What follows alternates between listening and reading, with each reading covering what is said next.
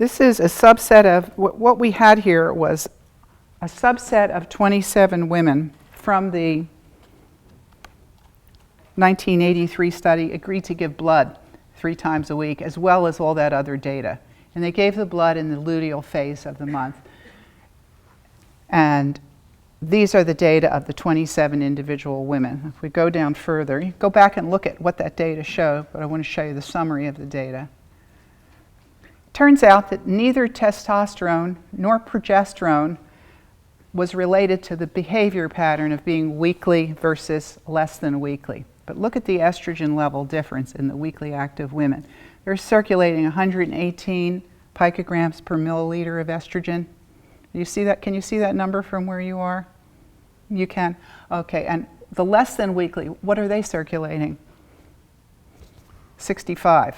Menopausal women are about 40. So this is young women that ought to be circulating around 120 are not.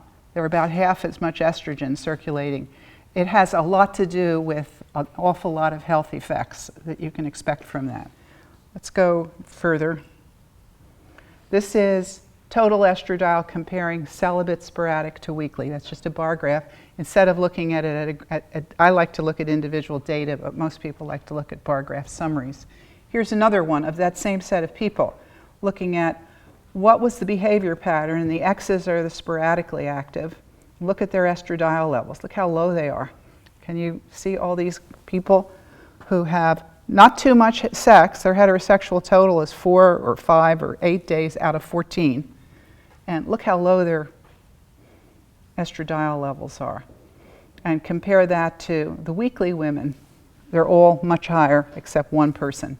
So this is what we were finding, and being celibate seemed to be a little protection. So it's like either do it or don't do it.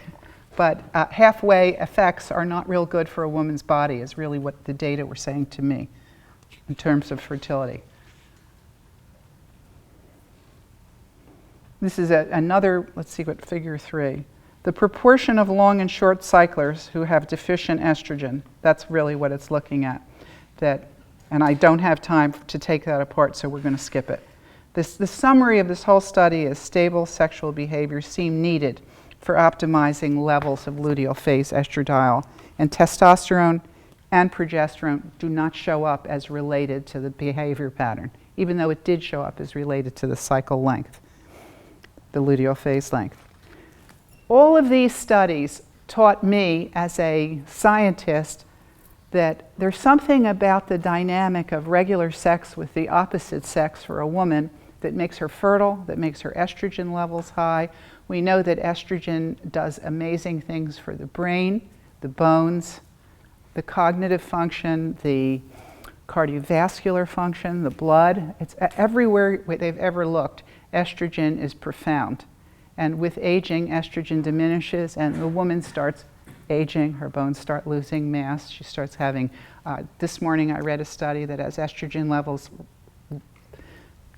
drop, your mothers and your grandmothers, if they're not taking hormonal replacement therapy, the fatty tissue around their heart starts to build up. And they think that may be part of why the cardiovascular disease starts rising dramatically for postmenopausal women.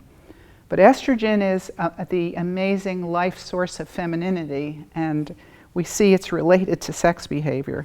And she can't do it for herself. It takes another person. And it takes a stable, ongoing other person, not one guy here and one guy there and skip a week and go look and then find another one. It takes stability of the pattern to show these. And instability of the pattern messes up the system, is what we came to see.